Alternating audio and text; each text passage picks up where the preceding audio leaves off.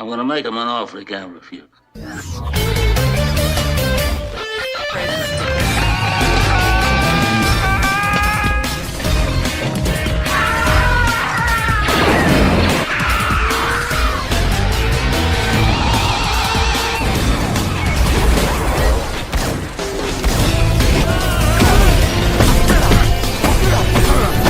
I'm not even supposed to be here today! Oh, fuck you!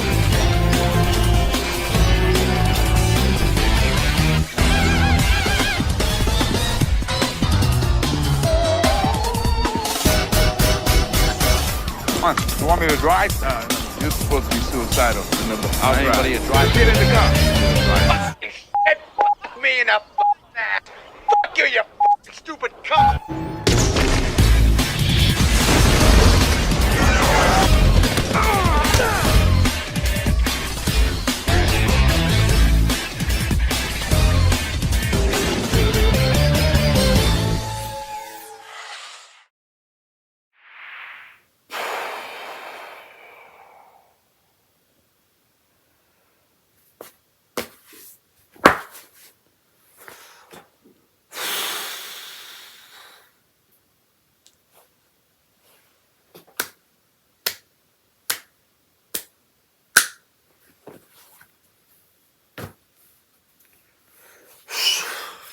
On there.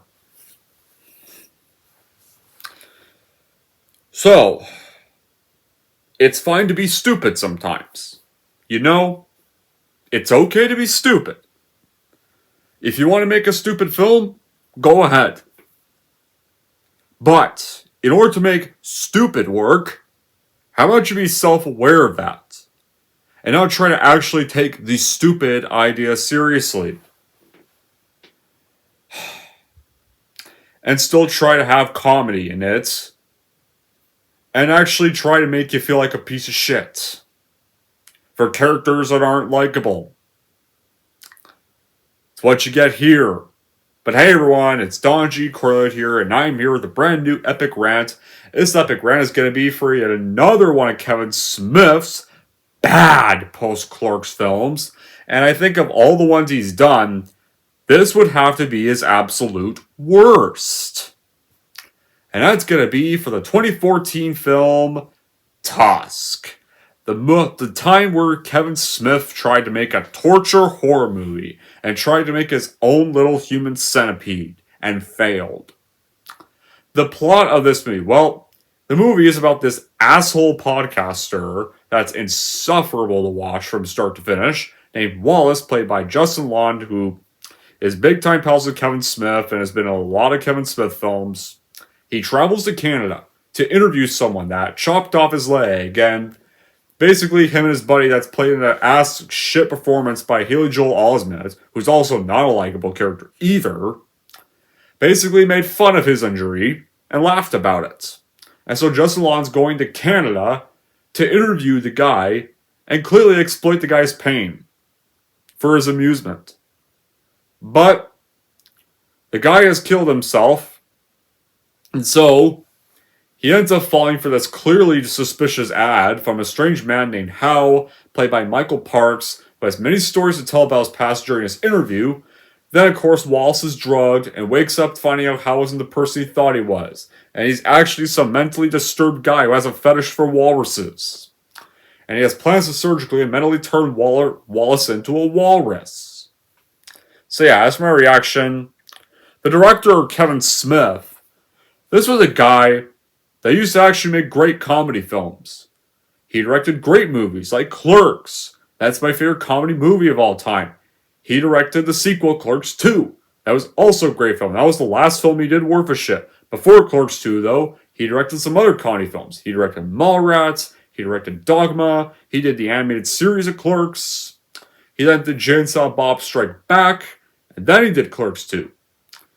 Well, he did do one non-US universe film called Jersey Girl, which is not really that great, but compared to the shit he does now, it's more watchable. Comparison to shit like this, or any other bad film he's done along with this, since Clerks 2.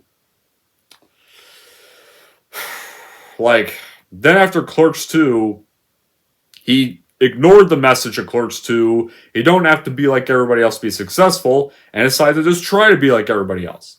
At first, it seemed like it was going fine when he acted in the film Live Free or Die Hard with Bruce Willis. But then, he went on to make a comedy movie because he's a comedy director. His first attempt at being with the newbies was Zach and Miri Make a Porno, which was him trying to be like Judd Apatow and was just a mad film. It was just a mad. It was just a mad movie. Not as bad as the stuff after that, but it's just mad. It's just a kind of a forgettable film. That film, when it released on Halloween night, October 31st of all days, bombed. And it's destroyed him since.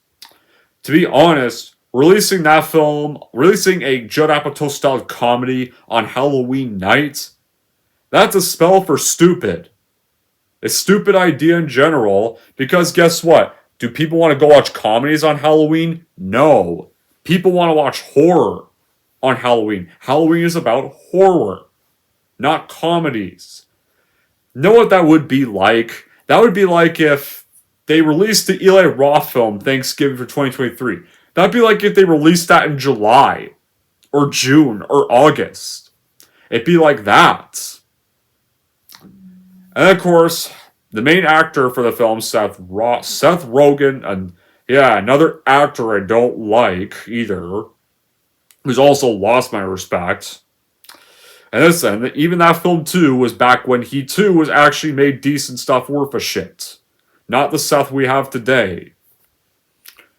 Introduced him to pot during filming of Zach and Miri, and then after that film bombed, he did still try to be in Hollywood by working with Bruce Willis, because he wanted to do a film with Bruce Willis after they worked together in Live Free or Die Hard. So he would direct Bruce Willis again for an actually shit film called Cop Out.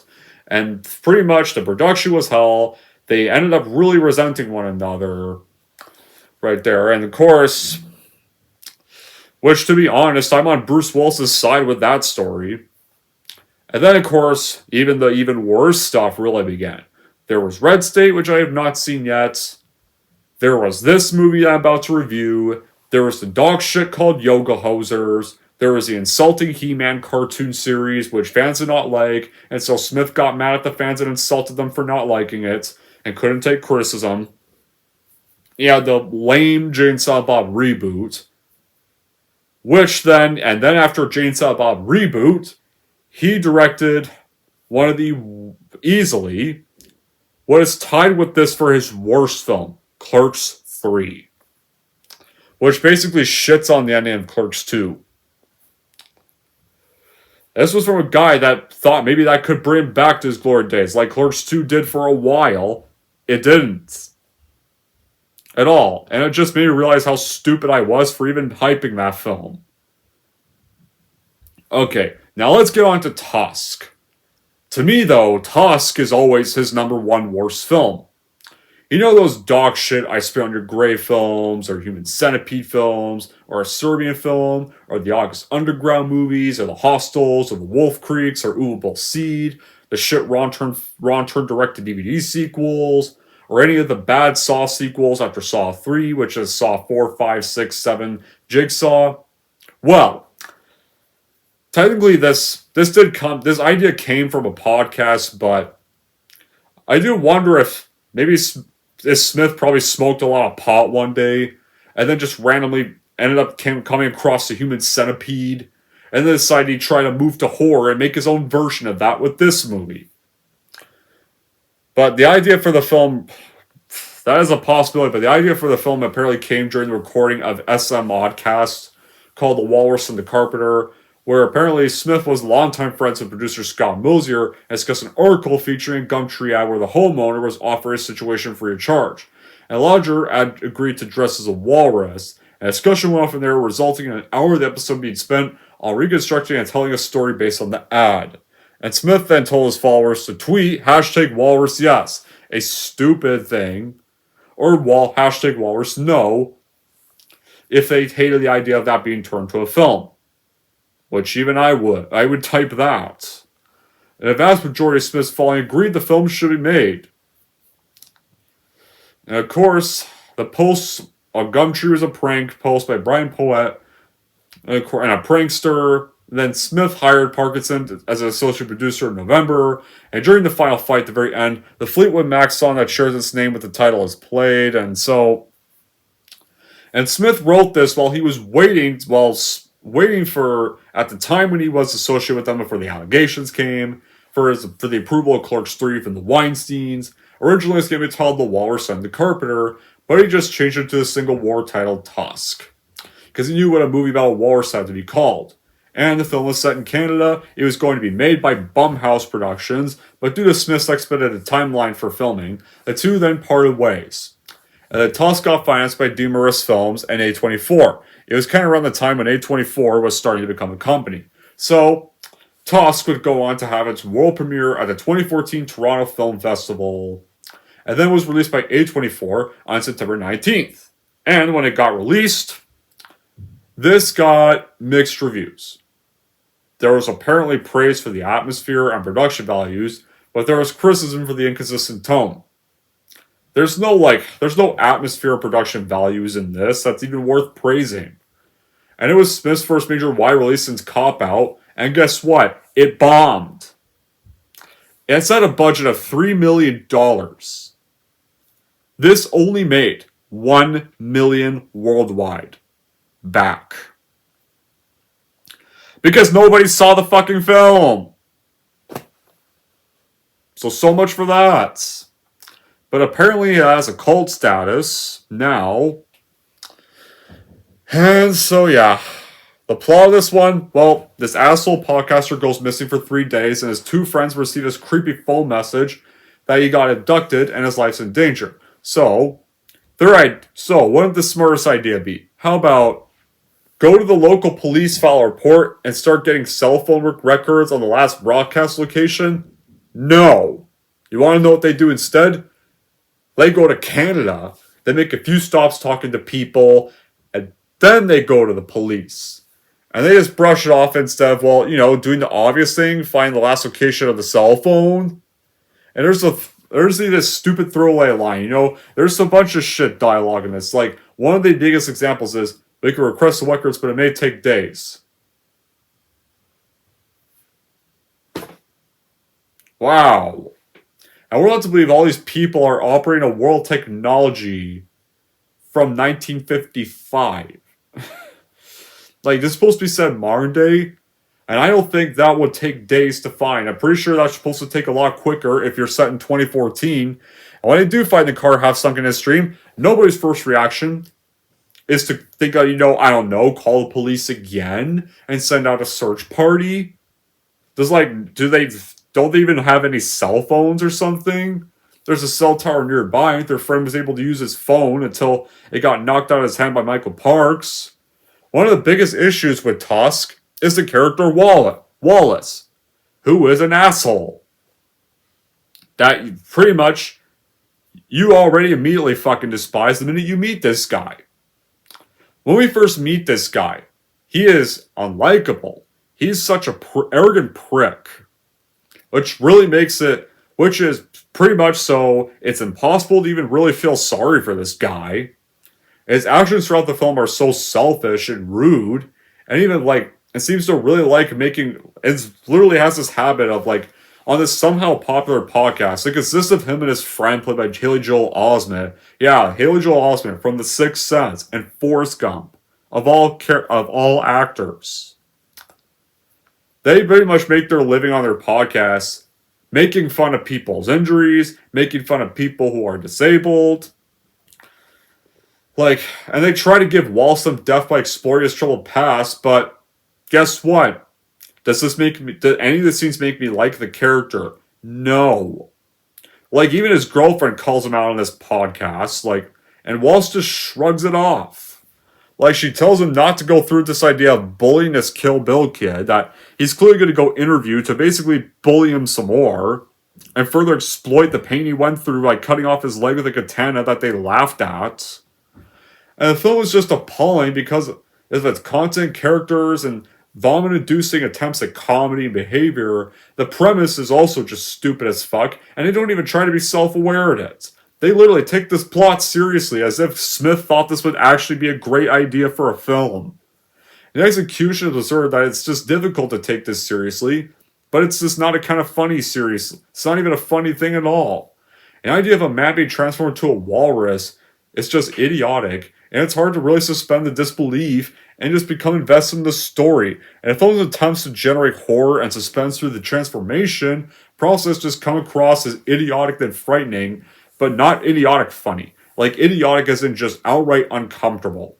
And the frightening stuff, like the times where they do try to be frightening, is not even enjoyable at all, because like not even the like even though the villain is technically, even though you don't like the protagonist, the villain is clearly some mentally disturbed weirdo that has this fetish for walruses because a walrus saved his life, he killed it to save his ass before he got rescued, and so he wants to turn somebody into a walrus to kill him.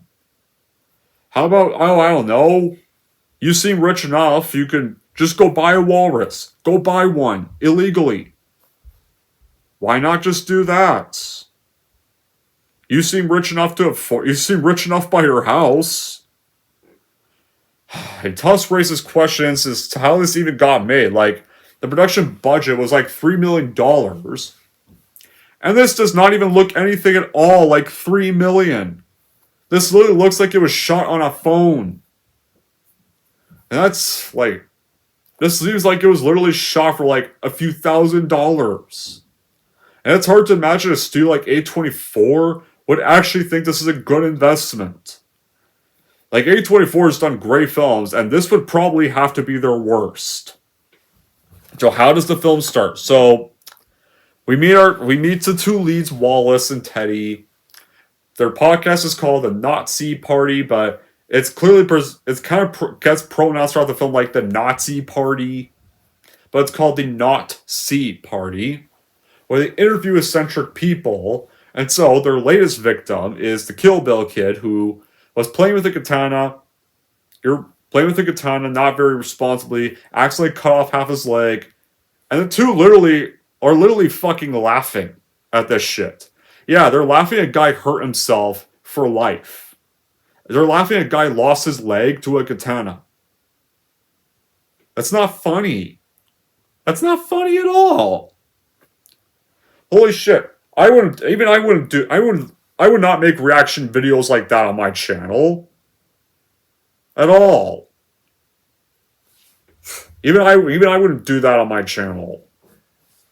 Yeah, somehow these guys are an internet sensation. No, actually no. Yeah, somehow these guys' podcast is so popular, and I don't know why. This definitely does not seem like a podcast that would be popular at all. This seems like a podcast that would immediately get backlash the minute it started. But yeah, this kid became viral after that video, and so he's now their latest victim. And so Wallace is gonna go fly to Canada to interview the guy and probably exploit and humiliate him some more. So pretty much almost ruin the guy. If the guy's life wasn't already ruined enough, he's probably gonna go to Canada so he can ruin it further for his own fame and amusement. Yeah, this is a great character. I already love this character. It's supposed to be our lead character, and I already hate him. I already hate both of them. But his girlfriend tries, in a flashback sequence, tries to persuade him not to go because she clearly knows that this is clearly a sociopathic idea, but Wallace just brushes it off. And so, with films by Smith, you would expect a lot of witty banter like in his older stuff, and that witty banter, though, was actually funny in his older stuff. This has it in spades, except it's not even funny. You have a bunch of bad Canadian jokes that really make the movie even worse. And honestly, like, Justin Long's character is not just unlikable. This is probably by far his worst performance yet. And just about all his horror films are shit. And this is coming from somebody that actually likes a few films he's in. I enjoy him in Live Free or Die Hard. I like his chemistry with Bruce Willis. I thought his character and John McClane had better father and son chemistry than him and Jai Courtney did in Good Day to Die Hard. I tolerate him in Jeepers Creepers. The reason I hate that film, though, is because of the writing and the director. He's one of the few things I like about that film. I enjoy him in the film Dodgeball with Vince Vaughn and Ben Stiller. I enjoy him in the Ryan Reynolds restaurant comedy Waiting. So yeah, I do enjoy him in quite a few things. So I do enjoy him in quite a few other things. And of course, yeah, because Kevin Smith does put his daughter in a lot of his newer films. His daughter appears here, and well, oh god. Johnny Depp does appear in this film, and I'm going to get to that part later, but his daughter would go on to thankfully have a better performance last year in Nosferatu, which that was a film I liked, and that's going to eventually become a review, eventually, because now that I just got that film on DVD, I can finally rewatch it and finally give it a review. But this time though, this was probably one of her first times acting, but his daughter in this film, both of them were just laughable. And they just showed that, like, this definitely is further proof how much of a high school production this film looks than actually a motion picture. Like, then again, Smith was just trying to emulate other directors ever since he never recovered from Zach and Miri bombing at all. And this movie and many others he's done since then are exactly like it, and they're not good. This one, though, is not just a comedy. This is more of a torture horror comedy that has cheap shock horror and nothing else. If somebody likes torture horror, maybe they'll get a kick. Some would probably get a kick out of this because this film does have some fans. But if somebody who likes quality horror movies, they would definitely not enjoy this at all. Like, the idea behind the movie, you already can tell where this is going like the first 30 minutes. And the rest of the movie gets centered on a storyteller enacting his walrus fetishes on Justin Long's character. So, he arrives in Manitoba, and when he's about to go interview the kid, he sees a funeral and this family crying. And we find out the Kill Bill kid has killed himself. Which likely because of all the humiliation he got from when that video went viral. So, like, this could have been a sign for character development from Wallace. Maybe, oh shit, I think my podcast is starting to get fucked up, and he sees this, he flees the property, but do you think he regrets making this podcast? No. He's more mad that he's just more mad this trip's gonna be wasted now, and so he can't exploit this victim. Clearly more upset about that. So, Wallace needs to find another person. When he's trying to use the bathroom at this bar, he finds this unknown flyer from someone offering a room in his home for free, and a guarantee of hearing interesting stories. So, he clearly falls for the fake ad. I would not fall for that fake ad. I would immediately just get the fuck out and go home. He arrives at the mansion of Howard Howe, who's a retired seaman in a wheelchair. And so, Howard, when they meet, he tells the story of how a walrus who he named Mr. Tusk had rescued him after a shipwreck. Right there. And so Wallace is finding a few other things. There's literally one thing that that Wallace thinks is a walrus dick. Like, this is such great dialogue. And so, but his tea is drugged and he passes out. And then he finds him, and then we see the flashback of his girlfriend telling him not to leave, and then he wakes up to find himself strapped in a wheelchair, and his left leg has been cut off, and so Howard tells Wallace about a spider that bit his leg, and amputation was necessary to save his life. And of course, Howard tells him he can still walk and lays out his plans to fit Wallace into a walrus costume, so he can recreate Mr. Tusk. So meanwhile, back to Allie and Teddy, they're apparently Allie is cheating on Wallace with Teddy. So yeah, guess what? Two other characters I don't like. Great. I don't like any of these main characters. They're all assholes. Fuck all three of them.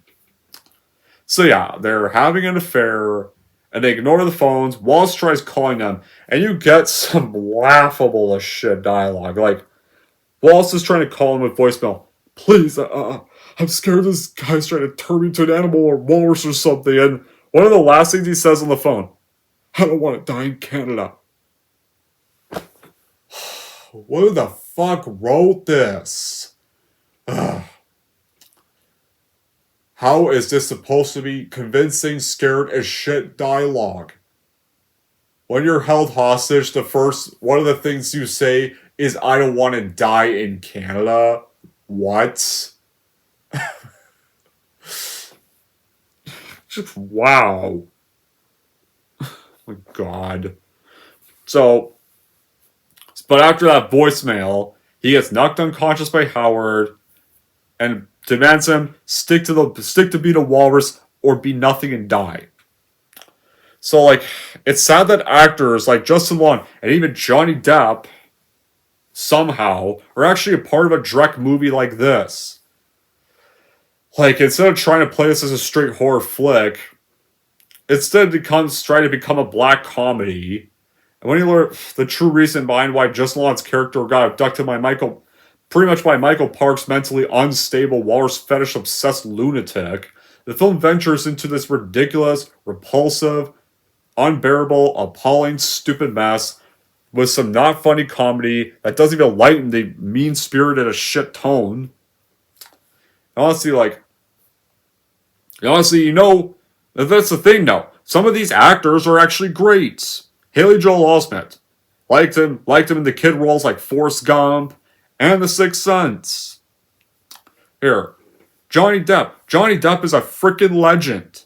An acting legend. And guess what? Even he's in a cringy role in this. Like almost everybody gives a bad performance in this movie. Like, this is from a terrible premise that apparently Smith thought was so great to make a film.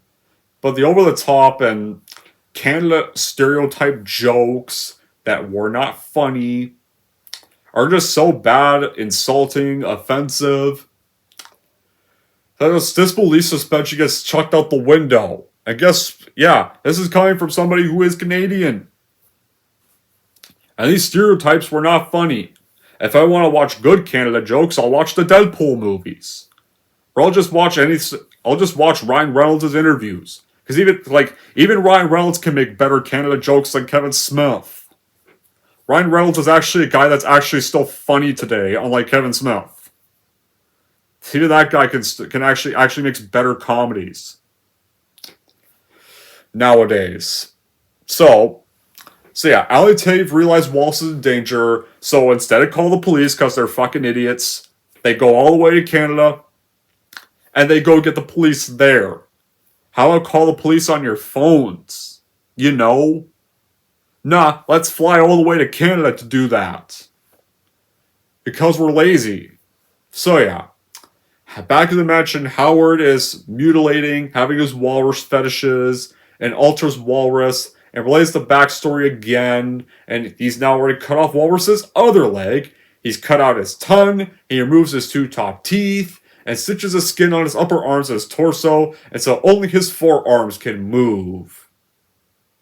And so, Howard states, apparently when he was a kid he was an orphan, following the deaths of his parents. He got physically and sexually abused for 5 years by his foster family, and so he suffered misanthropy, and so then he sews Walrus into the Walrus costume made of human skin, attaches the tusks from Walrus's bones to Walrus's new form, and it's all done in a manner that Wallace will actually apparently heal into it, and his transformation is going to be permanent. So, back to Allie and Teddy, our 2 other idiot lead characters that can't think shit for brains. This detective actually puts the 2 in touch, and now we get to Johnny Depp's character, which was probably the worst fucking part of this movie. Guy Laporte. Oh god. Ugh. This part was the most insufferable to sit through. The most insufferably painful to watch scene was not any of the horror bits or any of the Wallace torture. It was literally watching Johnny Depp in this literally watching Johnny Depp's performance here. And no, it's not Depp's fault at all. I'm not blaming Johnny Depp for this. this is purely Kevin Smith's shitty writing in this. Like, I don't know how Smith actually convinced Johnny Depp to play in this, but Lapointe explains in a shitty French-Canadian accent that Howard was nicknamed the First Wife, was kidnapping and murdering people for years, and then we get this boring 30-minute long-ass scene of him meeting this one pretty much ableist stereotype old guy, and you even hear one line like, "You haven't tried Putin? Putin was never great for my stomach." I want to hear. Do I have to hear a legendary actor say shit like this? What?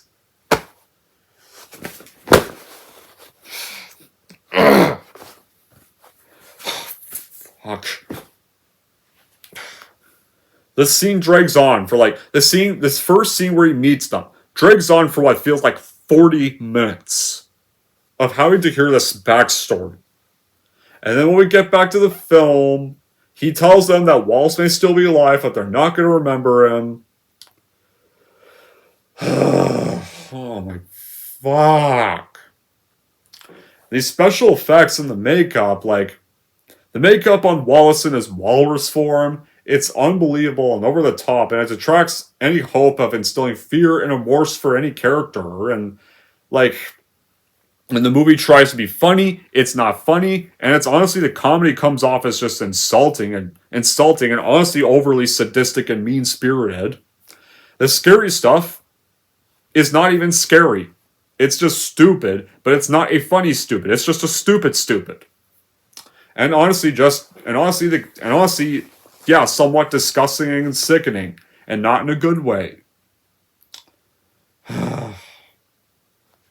Like, seriously, another blink.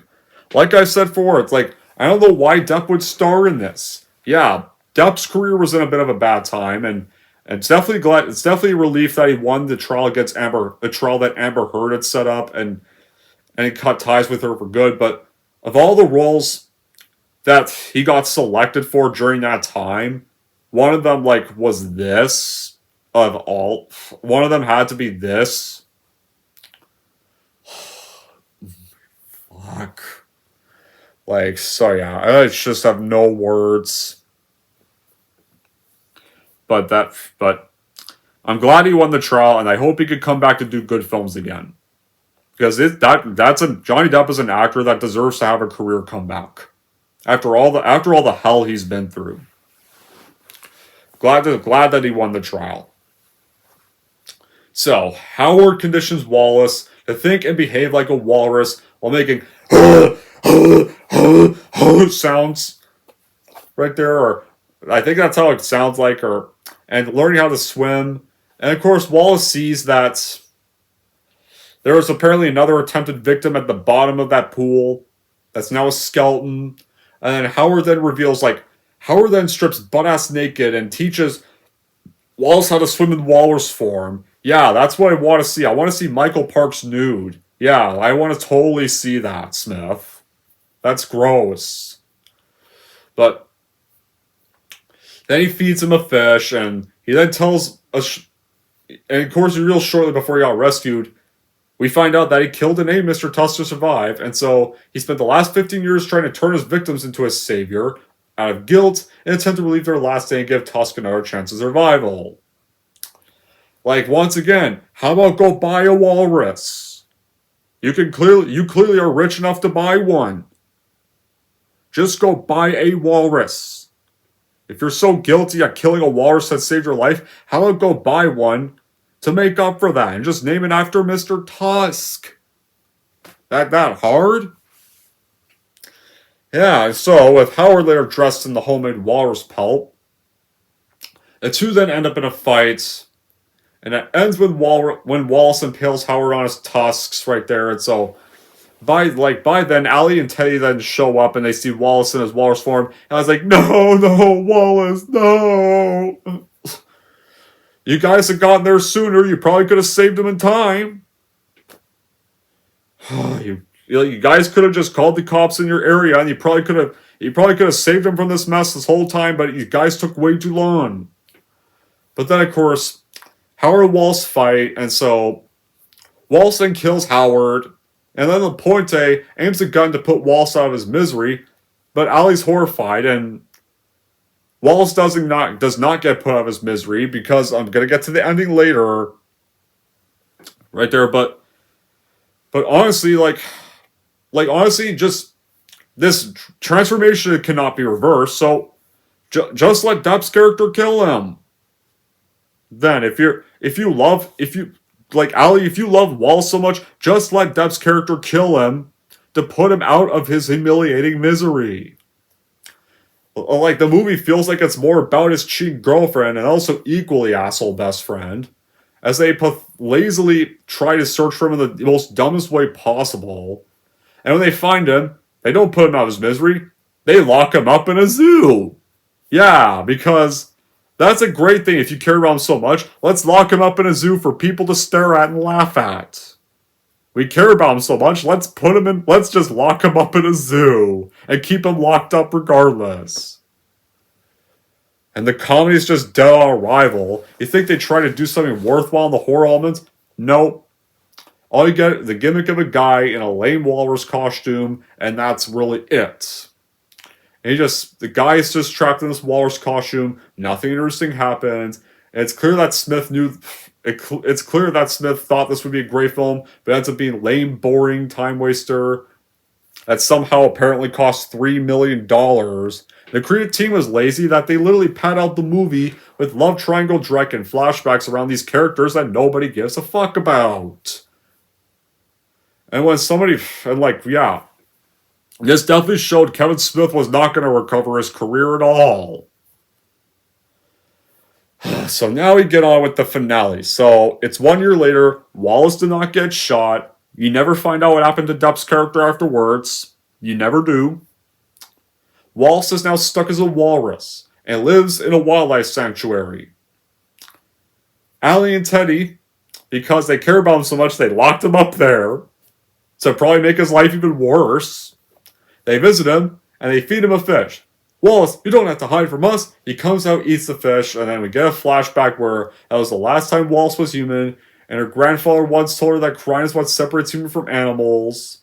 But he brushes that off, and Ali tearfully tells Wallace she still loves him before leaving, and so Wallace looks up at them, cries, and then of course he stares at the audience like, It stares at the audience randomly. Then, of course, Wallace cries, he bellows, which I guess hints there's some humanity then left, but it doesn't matter, the movie's finally over. So yeah, these guys don't put their friend out of his misery, so they love him they care about him so much that they make him suffer more in a zoo, is a better idea. Dude, if they think this guy can be cleared of that transformation, no. This guy can't be cleared from this walrus transformation. So if you love him so much, just put him out of his misery and shoot him. But Wallace cries, and Smith trying to make it emotional for a character you did not care about, who was a character that was unlikable start to finish.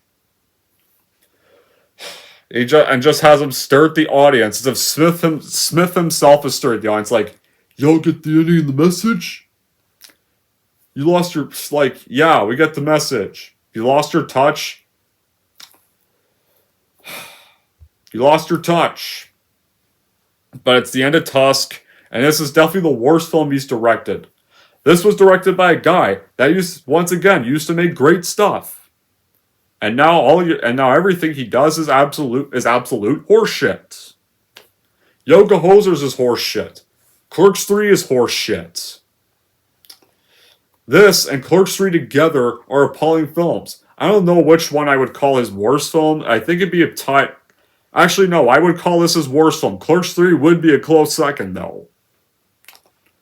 This and that film are why Smith should really just not even try to do emotional drama, or just never even direct another movie again in the first place. Because he can't direct worth a shit no more.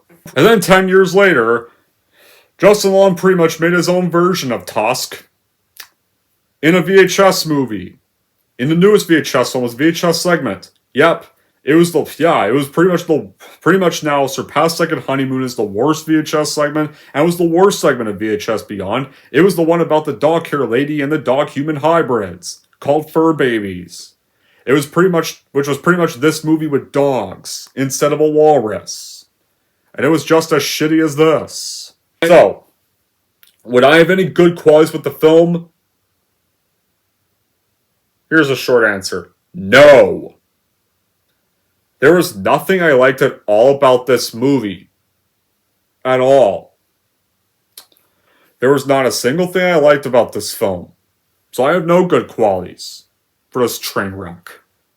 So yeah, Tusk is an example of a horseshit horror film. And it's definitely not a horror film anybody, even diehard fans of torture horror films or body horror films, should even try to watch. So in the end, Tusk is definitely a new walrus that belongs in the horseshit exhibit of the Horseshit Park Zoo. With pretty much the zoo exhibit of Smith's other cop-out era films. Anyways, guys, that's been my epic rant on Tusk. And if you're wondering how I'm going to rank Tusk, here's how I'm obviously going to rank this movie. So overall, if you want to see a film that is so stupid, insulting, idiotic, and makes you feel like a piece of shit even if the lead character and the rest of the characters are pieces of shit, then totally never watch this and throw it in a horseshit dumpster too where it belongs. And if you're wondering how I'm going to rank Tusk, I'm going to give Tusk a 0 out of 10. Alright, there we go, guys. That wraps up my epic rant on Tusk. Now, I want to know in the comments down below what you guys saw in Tusk, whether you also really hate this movie, or whether you are one of the few people that doesn't mind it. But until then, guys, that'll be it for this epic rant. Thank you all for watching. If you like this, want to see more, don't forget to like, subscribe to Don G. Corleone.